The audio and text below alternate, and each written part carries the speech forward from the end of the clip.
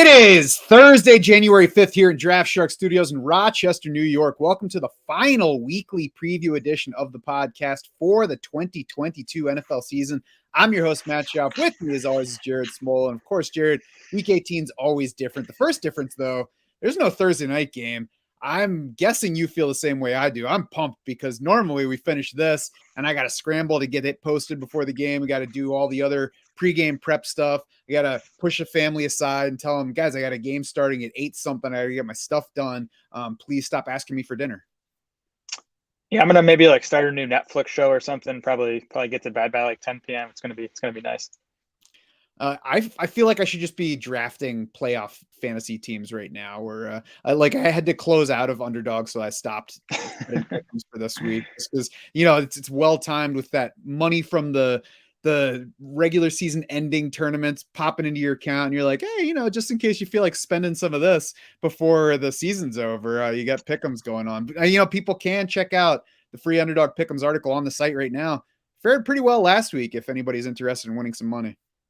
Yeah, it's been a good year with the pick'ems. I've been pounding the Underdog battle royales even heavier than usual this week. I feel like there's more of an edge. There are guys being drafted, which we'll get into here, that I don't think you're going to play much, if at all. So it's definitely a good week for that if you're looking for something to do. Yeah, and we will certainly be back on here for the full DFS drafting show tomorrow, covering both battle royales in Underdog and Sleeper daily drafts. But for now, we'll run through the Week 18 slate. Not going to do every single game because it just doesn't make a whole lot of sense now that most people are not playing. Most leagues finish in Week 17, but there are still some going. There is still DFS. There are still pick'ems. There's plenty to be interested in Week 18. And Jared, it starts with the motivation of teams. The reason that most of us don't play through that final week is because the final week is when you're more likely to have teams that are not playing to win the game like they are throughout pretty much the rest of the season. Yeah. So what teams do we have to be specifically worried about on that front for Week 18?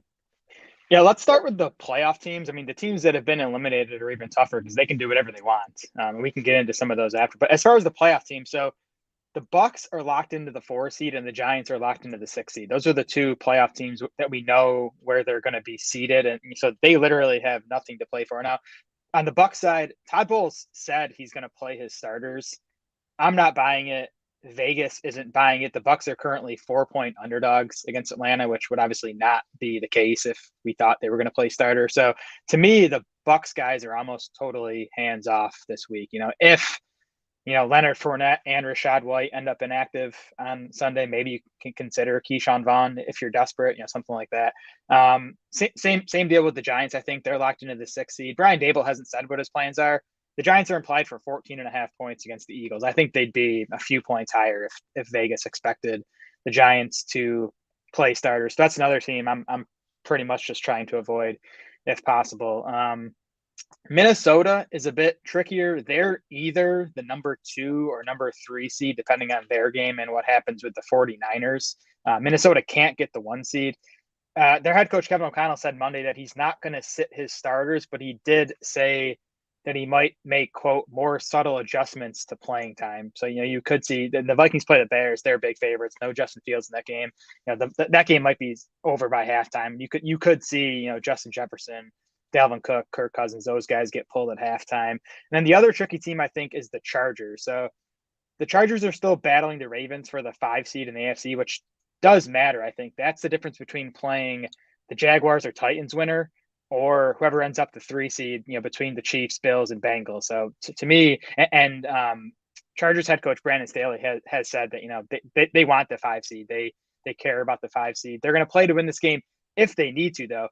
The Chargers play it in the late window. The Ravens play in the early window. And if the Ravens lose to the Bengals, and they're currently 7-point underdogs the last I looked, it's probably going to be Tyler Huntley again there in there for the Ravens. If the Ravens lose, then the Chargers would have nothing to play for in that game against the Broncos. So that's almost the trickiest one, where we probably won't even know until 4 p.m. or so if the Chargers are going to need to play their guys in that one. Yeah, I mean, and all of that is why you should not have the league running through Week 18.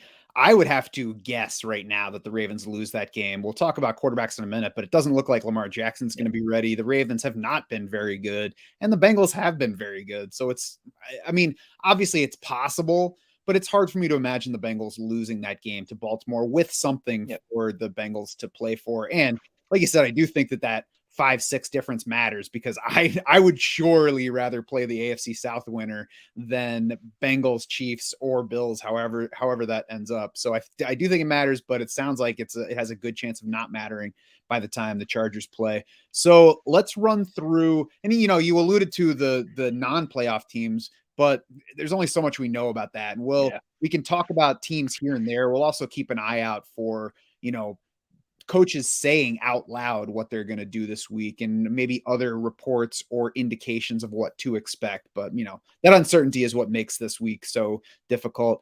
We'll go through positions now and talk about what we do know and what we're still waiting to find out. Quarterback, start with some injuries where Justin Fields has already been ruled out for that Bears team that you mentioned, has a hip strain. Doesn't seem like a significant injury, but enough to keep him out this week. And that's one other key, whether you're in the playoffs or not. There's more motivation to not play a guy through an injury this week, because a lot of these guys, they already have contracts set for next year. You might have backups that you want to take a look at for various reasons. A playoff team, even a playoff team with something to play for, like seeding, you have to weigh that versus what if you lose this particular player for the playoff opener or beyond, just because you're trying to play for that 2, 3, even 1 seed. So that's an extra layer of decisions for NFL coaches this week, and something to consider as we set our lineups. Justin Fields out. Lamar Jackson still not practicing with his knee injury, so we're assuming he's out right now. We'll watch for any change there. No Tua Tagovailoa this week because of his concussion again. Teddy Bridgewater is a question mark with the dislocated pinky, so we'll see about that. Skylar Thompson would be the starter without Teddy Bridgewater in there, with playoffs on the line for the Dolphins. And then the Colts are going back to Sam Ehlinger. Not sure how much that matters. Every single quarterback in Indy stinks right now, but Sam Ehlinger didn't help anybody on offense when he was in there before. Yeah, and Sam Howell's going to get the start in Washington, not injury related there, but they're going to give him a look. And Washington's a team where we've already gotten a report this morning, or maybe it was yesterday, that they might pull guys like Terry McLaurin, Jahan Dotson early in the game. Brian Robinson is banged up. Antonio Gibson was placed on IR. So Washington is a team that it kind of seems like they're treating this more like a preseason game. And with good reason, but we'll address that backfield in a few minutes. Elsewhere at quarterback, Jalen Hurts did return to a limited practice Wednesday. That's a step up versus last week, where he did not practice Wednesday because of that shoulder injury. Was limited Thursday, was limited Friday, did not play in that loss to the Saints, of course. Nick Sirianni says this week that Jalen Hurts' health is going to be more important than trying to win the game. We'll have to wait all week and see if Jalen Hurts is going to play. I mean, the question I think right now is, if Jalen Hurts doesn't play, because we won't know that until later in the week. If he doesn't, though, what do we do with Gardner Minshew right now? This time last week, he seemed like a decent QB1, and then he went out and had a terrible game against a poor defense. Yeah, well, I guess for starters, I'm expecting Hurts to play. The Eagles obviously do need to win this game to lock up the 1 seed, and the reports are that Hurts took the first team reps in the walkthrough on Wednesday, which suggests that the Eagles are preparing for him to start. He was doing that last week too, though. Was he? Yeah. Okay. Yeah, we'll say. If it's Minshew again, I'd go back to him looking at our rankings, like somewhere right around 10th at quarterback. I think you'd be weighing him against someone like Jared Goff, someone like Aaron Rodgers. The Eagles are currently implied for 28.5 points. It's the second biggest total on the slate. Now, again, that makes me think Vegas is expecting Hurts to start. But even if it's Minshew, I think the Eagles, in this matchup against the Giants, who, again, I expect to rest some defensive starters as well. It'd be a really good spot for Minshew. The Saints' pass defense has been tough lately. So this would obviously be a much better matchup for Minshew than the one he bombed in last week. They did get Marshawn Lattimore back for that one, their number 1 corner. First time he had played since, I think, week 5. So certainly a significant upgrade there. And it is Gardner Minshew. It is a backup quarterback. All NFL players are capable of having a bad game. A backup quarterback is certainly more capable even than a starting quarterback of doing so. I would put Gardner Minshew 9th. If he is playing and Jalen Hurts is out, that of course takes Hurts out from the slot above that. So it would be right behind Brock Purdy against Arizona, right ahead of Jared Goff against Green Bay. Yep, I'd have him in the same spot, I think. Justin Herbert, I pushed for a slight move down the rankings yesterday, and then this morning I found him much lower than he had been before. And I think the reason is probably what you said before, right? Yeah. Yeah, we're baking in some risk of him not playing the whole game, potentially not playing at all. And again, we'll continue to update these projections and rankings as we learn more. Herbert was lower than you might expect even before that news of potentially Chargers resting guys.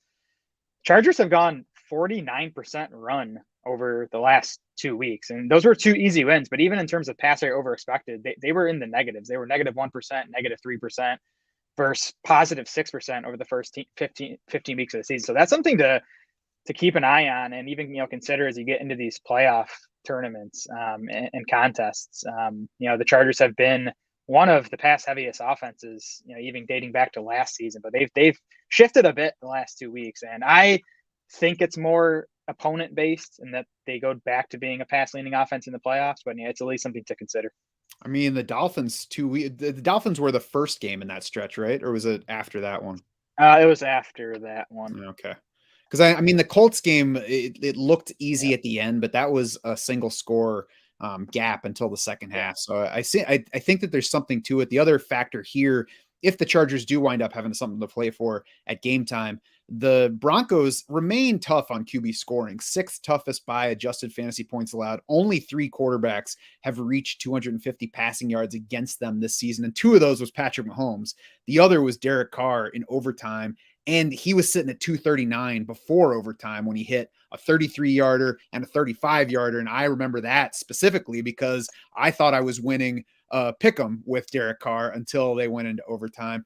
Justin Herbert threw for 238, 0 touchdowns in the first meeting with the Broncos this year. Did not have Keenan Allen, but did have Mike Williams. So even if they have something to play for, it's still a downside risk spot for Justin Herbert this week. Yeah, the Chargers implied total is down to 18.75 points. And again, that moved when we got the news that Bengals-Ravens game would be early. Even before it moved, though, the Chargers were implied for just 21.5 points. That was like mid-pack on the week and definitely lower than they've been a lot of weeks. So it's definitely a tough spot for this offense. Brock Purdy is next on our discussion list. 2 touchdown passes in every single game, Jared. And, that's one of those stats that can be it can say the wrong thing. It can lead you to believe something that's not true. But his PFF passing grades have also steadily improved over his starts. His 2 best have come the past 2 weeks. Both of those came against weak to poor defenses, but they don't face a good one this week in Arizona either. Yeah, the Niners have the 3rd highest implied total on the week at 27 points, which would tell you that Purdy is another good bet for touchdowns. His production has come on low volume throughout this stretch, and that's probably going to be the case again with the 49ers big favorites over this Cardinals team. But Purdy's just been super efficient, which is what we tend to see from quarterbacks in this Kyle Shanahan offense. Also looks like he's going to get Deebo Samuel back this week, so that helps too. So yeah, I mean, again, Purdy sits 9th in our quarterback rankings right now. I think he's a viable starter if you're still playing your season long, and I think he's someone to consider in DFS because the Niners do have something to play for here still. They can still get the 1 seed if they win and the Eagles lose. That's obviously unlikely. Maybe some risk of the 49ers pulling guys in the second half of this game if the Eagles have a big lead, but at least at the start, the Niners are going to be playing to win. And Deebo, for what it's worth, did say despite having the full practice Wednesday, doesn't necessarily mean he's back. Said he's only going to play if he's 100% ready to go. So we'll watch him through the week and see what happens. The other thing to watch is Christian McCaffrey's status. He sat out Wednesday's practice with an ankle injury. And that's one of those situations where, like I said, even with the number 1 seed to play with, they're going to have to balance that versus if he aggravates that ankle and then is limited at all in the first round of the playoffs, is that worth chasing after this 1 seed? So that's definitely going to come into play if, like you said, we're in game and it's playing out that way where the Eagles are trouncing a Giants team with nothing to play for and the Niners have enough of a lead or suddenly a game that really doesn't matter. Yeah, we nudged McCaffrey down our rankings a tad yesterday, still projecting him to play again, which I think he will if he's able, with the Niners still having a chance at the 1 seed, but there is a chance he's limited, especially in the second half of that game. Jared Goff follows Brock Purdy here. He follows Brock Purdy in our rankings. And really, we've gotten to the point this season, Jared, where you don't have to make the case for Jared Goff. You kind of have to make the case against him. And the case against him this week, as far as I'm concerned, is the Packers are 8th toughest on QB scoring by adjusted fantasy points allowed. They are 10th for the season in Football Outsiders pass defense DVOA. It's not necessarily a strong defense that scares you. There have been wide swings in that performance, but it is a defense that's much, much weaker against the run, facing a Detroit offense that would like to run it. Yeah, Green Bay 5th in pass defense DVOA over the last 5 weeks. Obviously, just had a dominant performance against Kirk Cousins. You do have Jared Goff back on the road. We'll see about the weather at Lambeau on Sunday night. But obviously a tough spot where it's like, do you trust Jared Goff in this? What could be a must-win game for the Lions. That's the other thing too. If Seattle wins against the Rams on Sunday afternoon, this game's actually meaningless for the Lions. I would still expect them to play to win, but I don't know if there's some letdown potential there if they find out an hour before kickoff that this game actually means nothing to them. I wouldn't adjust my outlook for the Lions in that case, because even then they would still have the motivation of keeping the Packers out of the playoffs. Yep. And I mean, at that point in the last game of the season, what else do you have to play for? You have anything. You have this coach that is a motivator. Like, he's going to get the team up for even that purpose, if that's all they have to play for. So we'll see about that. I think Jared Goff has gotten to the point where he's okay. You don't have to go hunting for a replacement for him, but there is the downside risk for all those factors we talked about here. Yeah, for sure. Aaron Rodgers, fine spot, but he's quarterback 25 in fantasy points per game on the season. He's right behind Marcus Mariota and Russell Wilson in that category. 4 straight games with 1 touchdown pass. All of those victories, all of those against poor pass defenses: Bears, Rams, Dolphins, Vikings. 31st, 24th, 25th, 26th in pass defense DVOA. So the Lions aren't good in that category, but they even rank higher than those 4 teams that we already saw Aaron Rodgers just be okay against. Yeah, I mean, based on the matchup, Rodgers should be a top 8 quarterback this week. His team, the Packers, have the 4th highest implied total on the main slate at 26.75 points. Like you mentioned, Detroit has not been good against the pass, but Rodgers just has not got it done all season. He has just 1 week where he's finished better than quarterback 12. He's been quarterback 14 each of the past 2 weeks in plus spots. So it's just tough to bank on a ceiling performance for him. I do think the floor is okay because of the matchup, but he just hasn't shown that ceiling all season. Yeah, he's okay. Like, if he, similar to Jared Goff, you don't have to go hunting to replace him. He's not likely to kill you. And at QB 11, that even seems a little high for me based on what we've gotten from Aaron Rodgers. But if you look behind him, it's basically the end of probably won't kill you territory. You can look behind him. We've got Justin Herbert, who we talked about his situation. We've got Deshaun Watson, who definitely still looks like he has could kill you potential. Russell Wilson, Jarrett Stidham, Sam Darnold. So I think Stidham and Darnold are the 2 guys that we'll probably get questions about between now and Sunday. And, you could play either of those guys, but the issue is it's still Jarrett Stidham and it's still Sam Darnold, and they could easily both implode this week just as easily as put up big games again. Yeah, I'm going to, maybe it's a narrative, but I'm going to trust Aaron Rodgers at home in a primetime game to get into the playoffs. I think he'll bring it on Sunday night. Again, I feel okay about his floor. I think he's not going to have a bad game, like you said, that's going to kill your fantasy team. Mm-hmm. Yeah, and that's where the numbers back it up. He hasn't killed you. He just hasn't won anything. Yes. Yep. Running back, injuries to watch this week. James Conner, no practice Wednesday, knee and shin issues. I would not be surprised if he sits out, but we'll watch that situation. Josh Jacobs, no practice, hip and oblique. The team website called it a personal day. So we'll see what that means. We'll see about his status. Christian McCaffrey, I already mentioned. Kenneth Walker, no practice because of an ankle and an illness, but he's been playing through that ankle the past 3 games, had 26 and 23 carries the past 2 games. So I'm going to assume Kenneth Walker's playing in a game that they need to win to get to the playoffs. We talked a little bit about the Washington backfield. Brian Robinson did not practice Wednesday. Of course, Gibson didn't practice either. He has since been placed on IR, so we know he's out. Brian Robinson, I would guess that Washington keeps him out too. He doesn't have to prove anything to them in the final game. They already elevated Jarrett Patterson from the practice squad after they put Antonio Gibson on IR. No, there's just no reason not to give the backfield to Jonathan Williams and Jarrett Patterson instead of forcing an even slightly injured Brian Robinson onto the field this week. Yeah, I could definitely see that being the case. And in that case, I wouldn't want to touch either of those Washington backs. Commanders are 11.5 point underdogs against Dallas. Dallas, of course, still something to play for too. They can still win the division if they win and the Eagles lose. Washington implied for 17 points.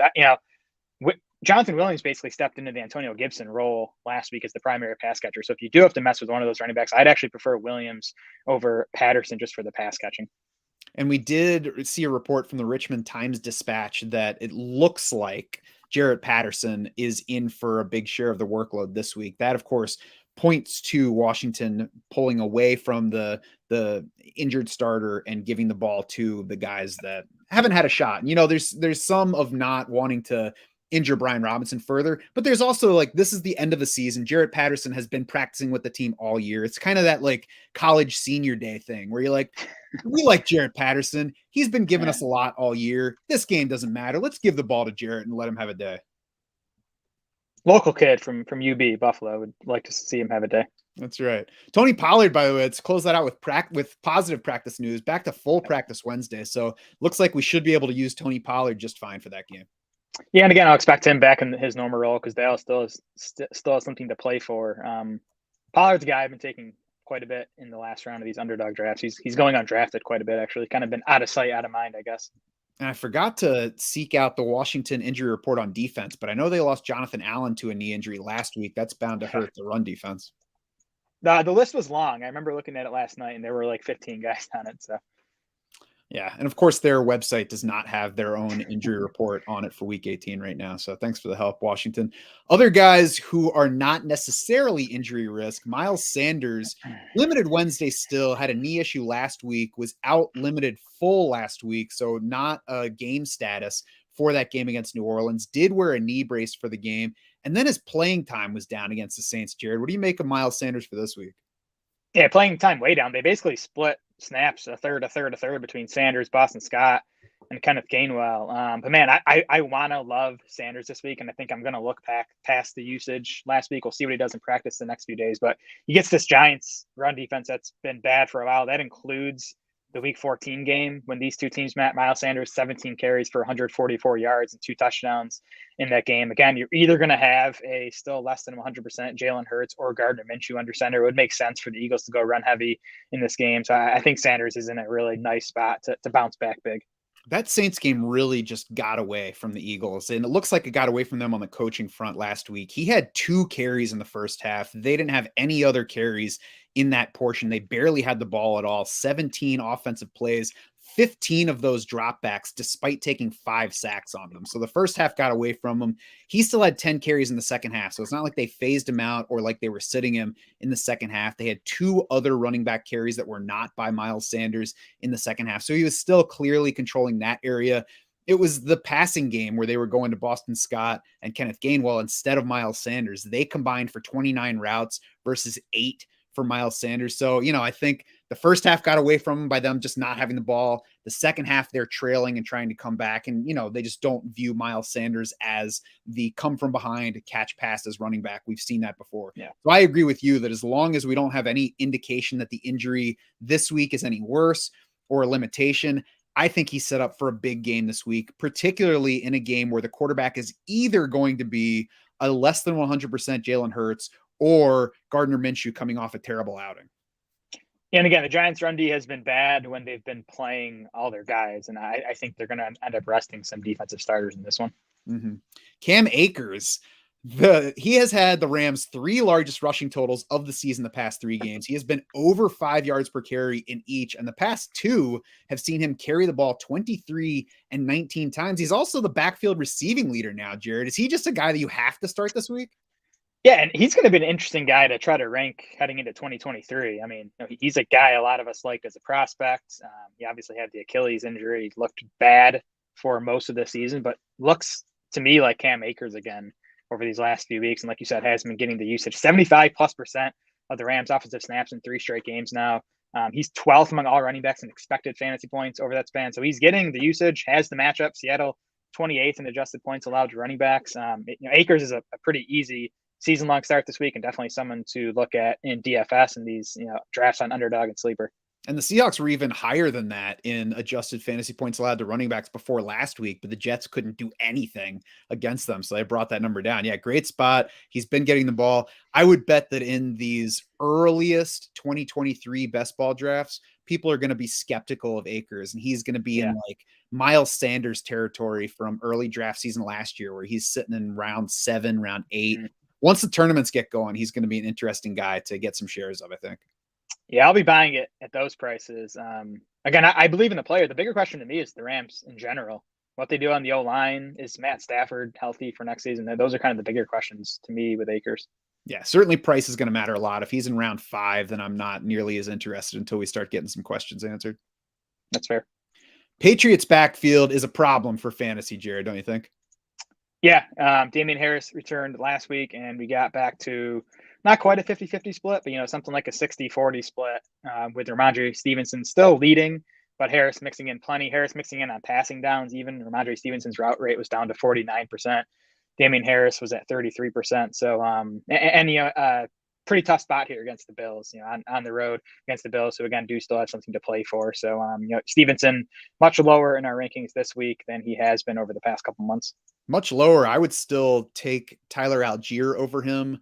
It would also be tough for me to start Ramondre Stevenson over Nick Chubb or DeAndre Swift across formats, just given the better matchup for Swift and just Chubb being the best player among the guys we're considering in this range. And he showed last week that even if he's heading into a matchup that doesn't look positive, he's still capable of turning it into a positive. Yeah, I mean, I guess what Stevenson to me has over Algier and Chubb is the pass catching stuff. I do still think he's, the best bet among those guys for targets. So that's why he's ahead of them in PPR for me. Those guys pass him in half PPR. I don't have a problem betting against this Patriots pass offense. Can't argue with that.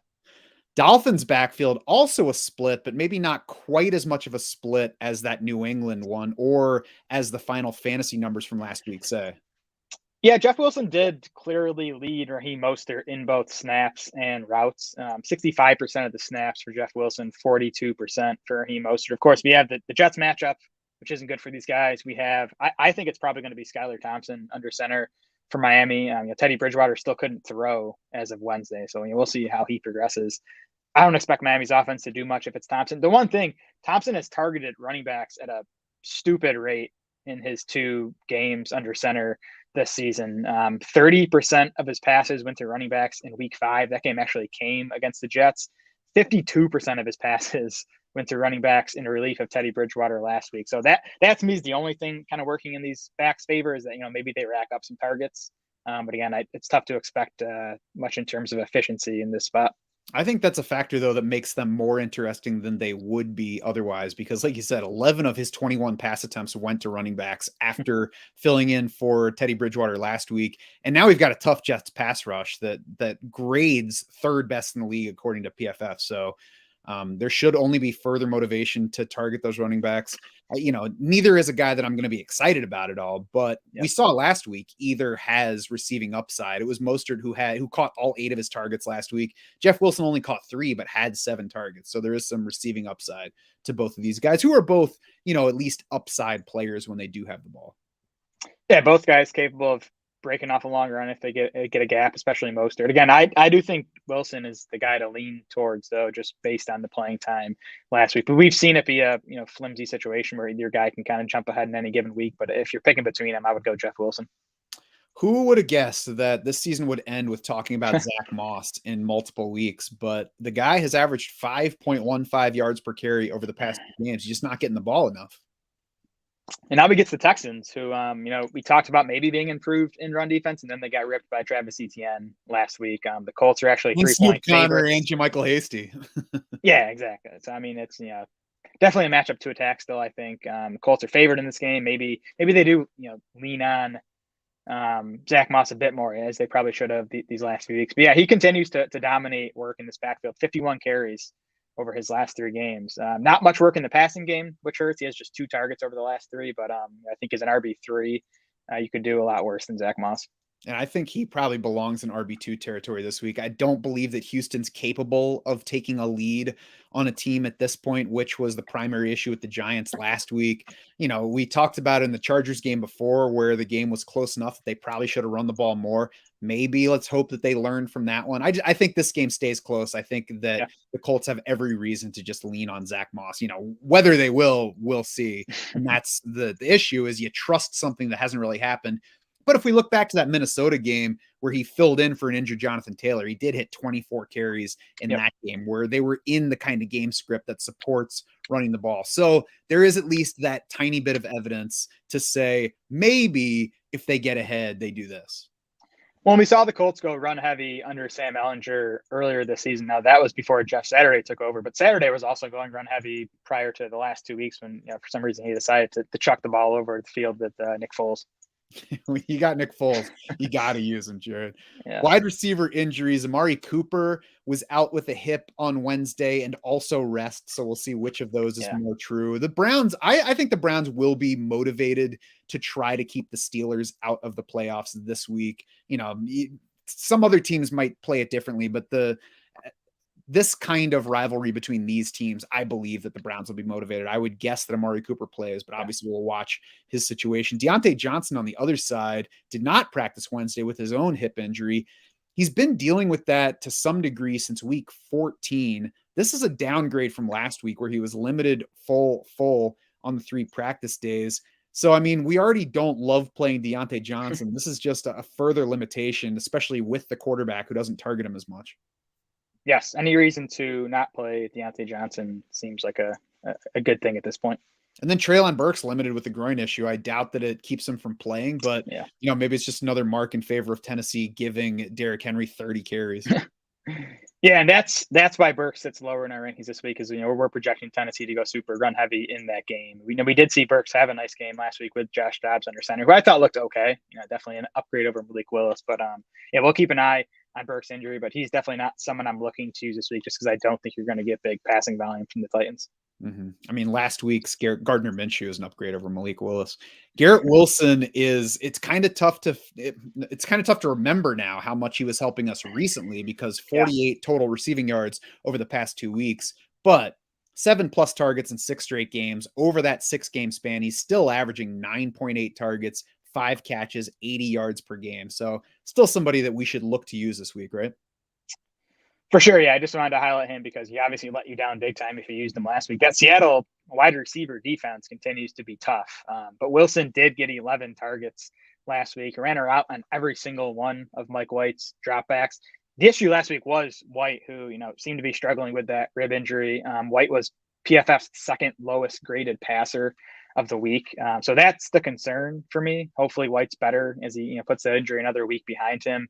And Wilson gets a much better matchup this weekend against the Dolphins, who have not been great against wide receivers to begin with, and are dealing with a bunch of injuries in their secondary. We'll see if Xavier Howard's able to return for this game. Yeah, that was just an ugly game to watch, especially as somebody who needed some points from Garrett Wilson in that spot. But I would go ahead back to Garrett Wilson in this one because it's a better matchup for him. On the other side, though, Jalen Waddle, not as easy to bet on right now. What's your take on Jalen Waddle before I give mine? Yeah, he's always a tough guy to bench because he can make one play and have a nice fantasy day.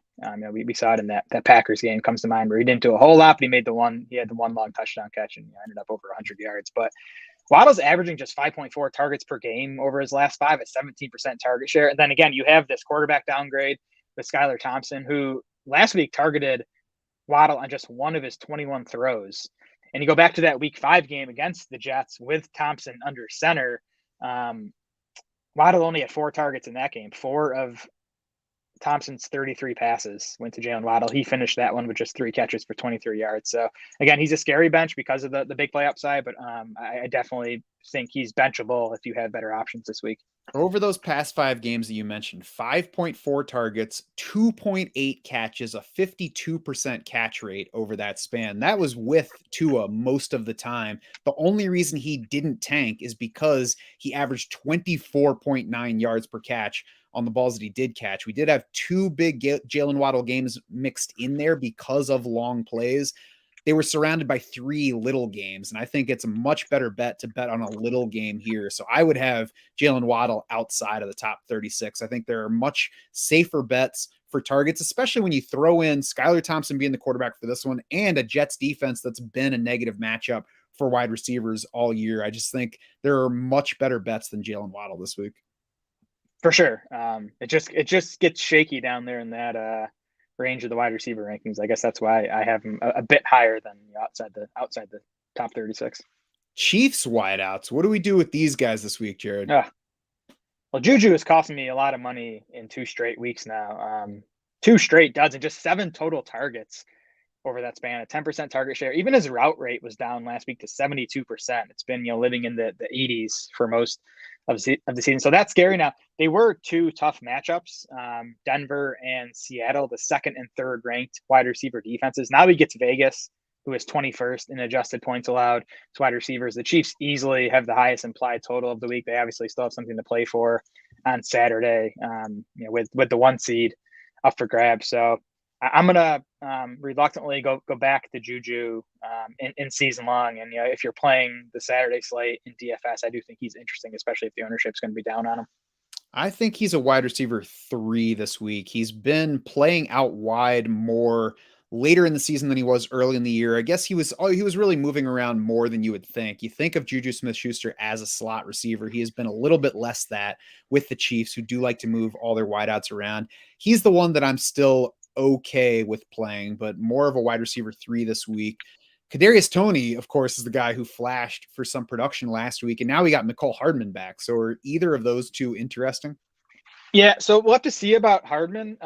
He was activated yesterday, at least in part because that was the end of the 21-day window to activate him. So if he wasn't activated, he would have been out for the season. He was limited in Wednesday's practice, so it seems like he's still iffy for this game. Same goes for Sky Moore, who returned to a limited practice on Wednesday. It seems like he has a chance to return from that hand injury. That's gonna, to me, tell us whether we can play Kadarius Toney. I would need both of those guys out to play Kadarius Toney in this game. He continues to be efficient on the targets he does get as a Chief so far. But the route rates have still been nowhere near where they need to be to make him a reliable fantasy play. Yeah, don't play Kadarius Toney this week. 15 routes last week, 4 catches. He hasn't topped 4 catches in a game this season. I mean, could he catch 4 balls and score a touchdown? Sure, but there are about 70 wide receivers that's true for.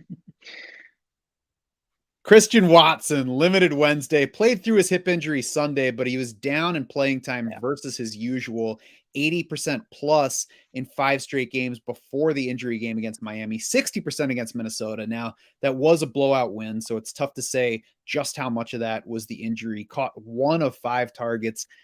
I'd probably lean away from using him, but I would be depending on how the practice week goes for Christian Watson, I would rather play him over Jalen Waddle and over at least anybody besides Juju. It'd be a tough decision for me between Watson and Juju Smith-Schuster. Yeah, total wait and see for me on Christian Watson. We just need to see how he progresses over the next couple of days. What we hear about his role, because if he's going to be limited again, and to me, he didn't quite look as explosive in that. There's a deep ball that I thought maybe he could have got to if he was healthy in that game last week. So again, I'm just going to track the injury reports. It's a great spot for him. Obviously, Detroit 26th in adjusted points allowed to wide receivers. So if we do get a healthy Watson, I think he's a high upside play. Yeah, agreed. Mike Williams, usually a high upside play, but down the rankings this week. Yeah, and was down even before the possibility of Chargers resting starters here. Williams is going to get the Pat Surtain matchup here, and Surtain has done an excellent job on Williams in their meetings over the last couple seasons. Mike Williams had just 2 catches for 17 yards on 6 targets in their week 6 meeting earlier this season. Both of Williams' catches actually came away from Surtain's coverage too. But then go back to last year, Williams versus Denver, 4 catches, 39 yards, 3 catches, 63 yards, and a touchdown. So, definitely looks like more of a bust spot than a boom spot for Mike Williams. Agreed. Tyler Lockett, you look at just the numbers from last week and you see his playing time way down. You think, oh, coming off the finger repair, it makes sense that he wouldn't play as much. That wasn't the issue, though. He had a lower leg contusion after he got kicked in the first half. Pete Carroll said he came back and tried to play, but he was sore the whole game. Says the kick happened to an area that Lockett had already previously hurt this year. So it sounds like that was the primary limiter in his playing time. Pete Carroll said the finger held up great. I think famously was the word that he used to describe it. So we had no practice for Tyler Lockett Wednesday, but he says he's going to play in this game. Yeah, I'm sure he's going to play because, again, it's a win or go home game for Seattle. The question is, how much does Lockett play? How effective he is? Another guy in the same boat as Christian Watson for me, unfortunately, where it's just tough to say right now. I think by Friday afternoon we'll have a better idea of how much we can trust Lockett in lineups this week. Yeah, if he's good to go by the weekend, then he's somebody that I would play fairly comfortably over Jalen Waddle. So, if we get to Friday and he's got no game status for this game. Yes, I would love if we got to Friday and he was off the final injury report.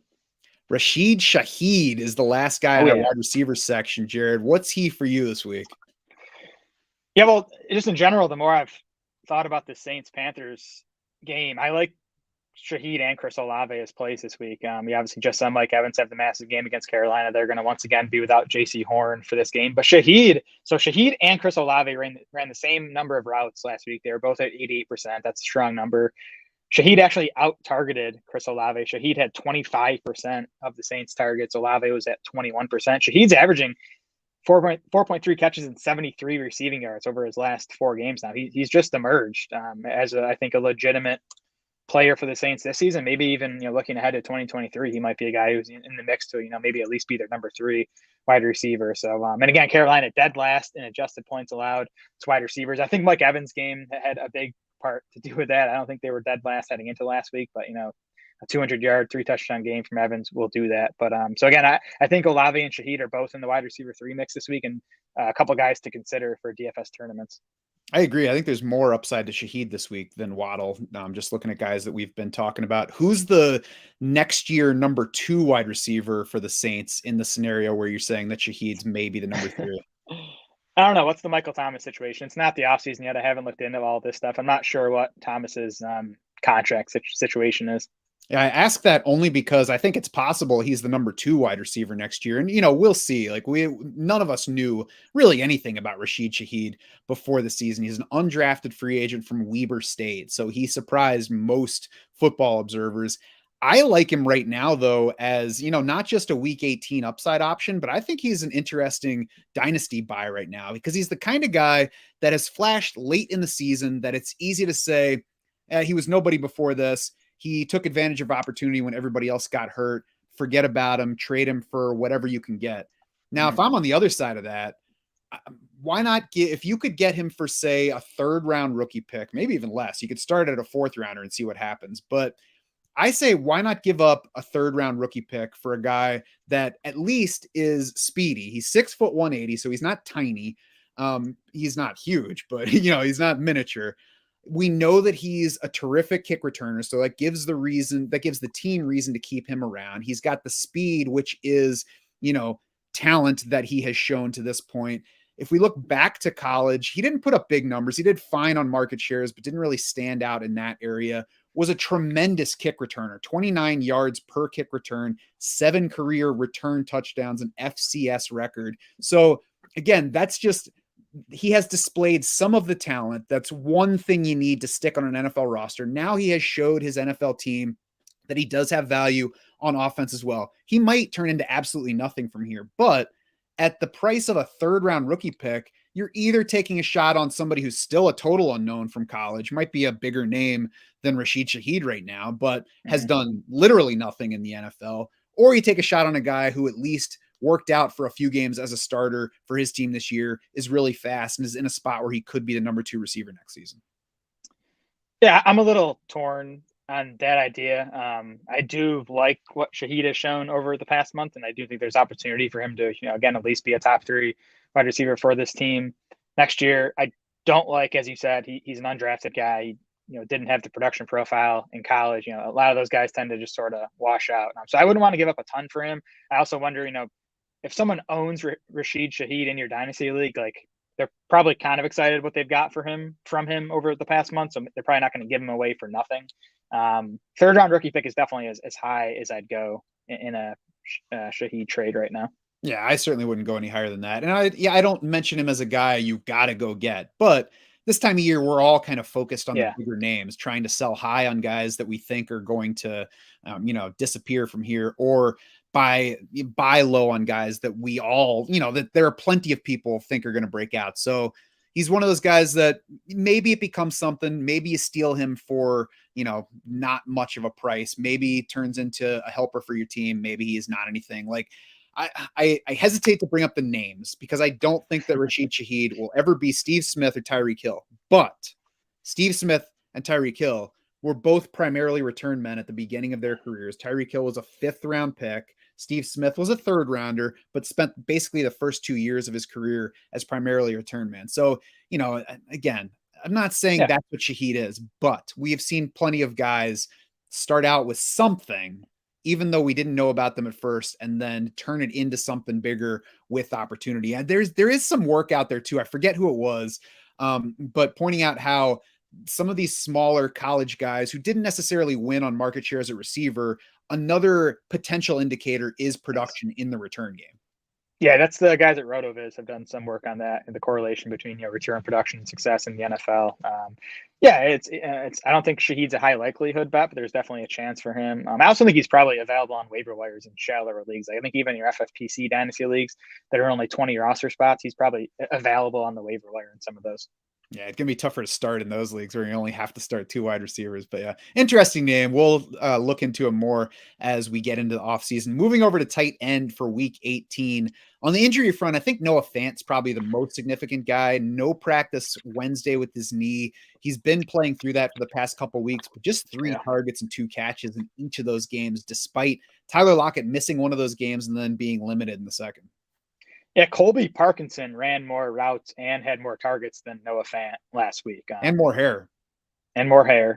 So that hopefully that means Fant was not healthy and not that Seattle actually wants to play Colby Parkinson over Noah Fant. He's not someone I'm super interested in playing this week.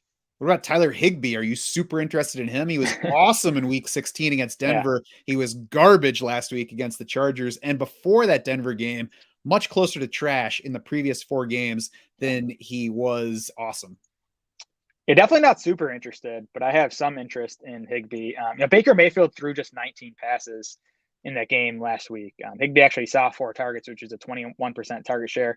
Also ran a route on 76% of the dropbacks, so that's a good number. Then he gets the Seattle matchup that we've been attacking with tight ends all season. Seattle still dead last in adjusted points allowed to tight ends. They're 28th in Football Outsiders tight end coverage ranking. So Higbee's inside our top 10 tight ends for the week, which is, tells you more about tight ends than it does Higbee's. Yeah, there's some potential motivation for the Rams this week to keep Seattle out of the playoffs. Darren Waller has scored touchdowns in 2 of 3 games since returning from IR. It looks like a positive matchup this week against the Chiefs. 9.5-point underdogs. Kansas City is 25th in adjusted fantasy points allowed to tight ends. Jared, why does Darren Waller not sit higher than 9th in our PPR ranks? Yeah, because he's basically splitting work with Foster Moreau, or at least he did the past couple of weeks.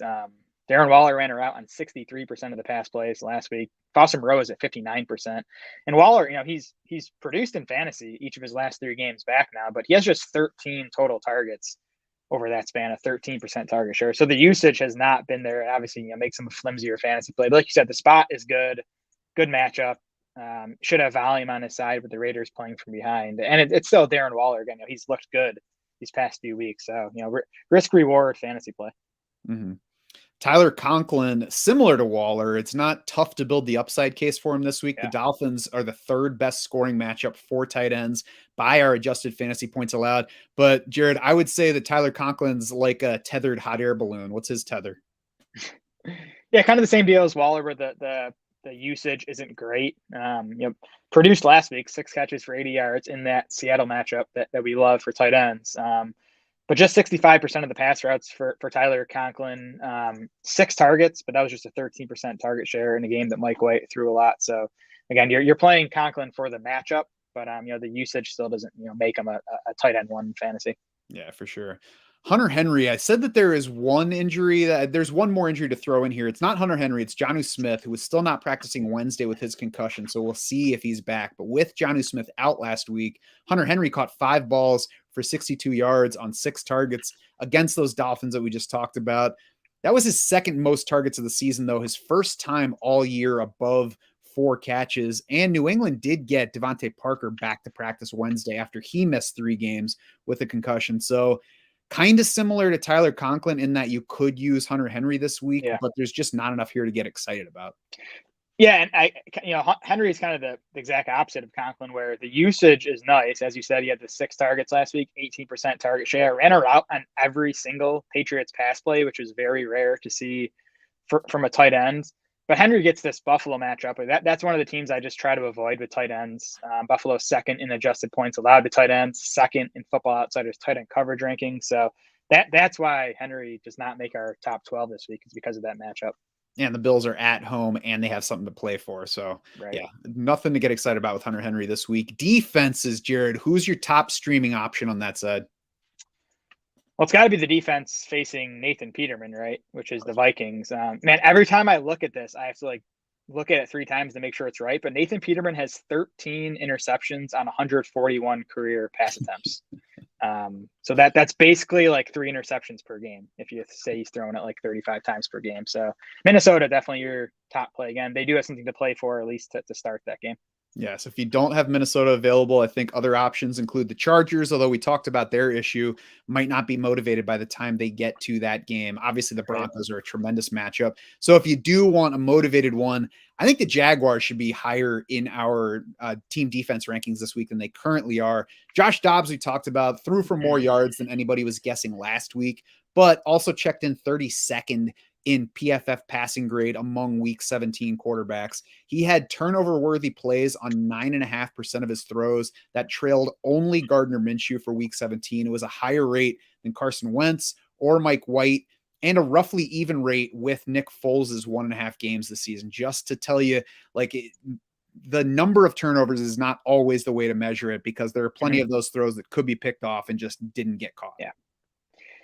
Yeah, I'm with you that Jacksonville should be higher. We can bump them up. I'd probably have them around like 13 or 14. I think the downside with them is, again, we're not projecting a ton of Josh Dobbs dropbacks.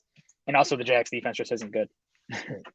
Yep. Yeah, there's the chance that Derrick Henry runs for 150 and they score, 17 points, and it's just like a meh performance. I'm not worried about them killing you. So it's kind of, I guess it's the Aaron Rodgers of team defenses. Yeah, that's fair. They're a pretty safe play. I'm not sure the ceiling is high. I think the Seahawks are in play. Another defense that's not good, but I like the matchup against the Rams. Baker's been pretty solid for LA, but he has taken 12 sacks in his 4 games. That O-line is still bad.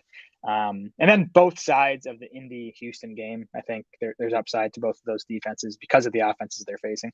I'd so much rather pay no attention to that game, but I can't argue that either of those defenses can be an option. Yeah, if you're going to pay attention, it's for the defenses and Zach Moss. That seems like a good place to end this week 18 preview edition of the podcast and the whole season of weekly preview podcasts. As I said, we will be back on the Draft Sharks YouTube channel Friday around midday for our final round of DFS lineup building and drafting podcasts. We'll cover DraftKings, FanDuel, Underdog, and Sleeper. We will also continue to produce weekly projections throughout the playoffs, along with other playoff fantasy content. Jared and I will be back in the studio next week with Adam Krautwurst and Mike Shope to talk strategy for the FFPC Playoff Challenge. And Jared, even if people aren't playing in that specifically on FFPC, we'll talk a lot about matchups and playoff advancements. So there should be stuff for anybody who's playing playoff fantasy this year. For sure. Something for everyone. And I don't want to lock us into anything, but I think we'll be on once a week during the playoffs to, do a DFS underdog sleeper type show, at least for the first few rounds of the playoffs where we have, 6 or 8 games or whatever it's going to be. Maybe a little dynasty content mixed in there as well. We'll have to see exactly what rolls out. Of course, if you're still playing fantasy in week 18, you can find everything you need on draftsharks.com. We've got our full projections. We've got our lineup setting tools, injury and news updates via the Shark Bites section, my free underdog picks article, which is out there. You can see how it's done. You don't have to listen to me tell you that it's done well this season. That's just comparing the underdog numbers to Draft Sharks projections and highlighting plays for you to use in underdog pick'ems. You can use our rankings, of course, to find more either for underdog pick'ems or just general player prop betting if that's how you're attacking week 18. It's all there. For Jared Small and the rest of the Draft Sharks crew, I'm Matt Schauf saying thanks so much for swimming with us.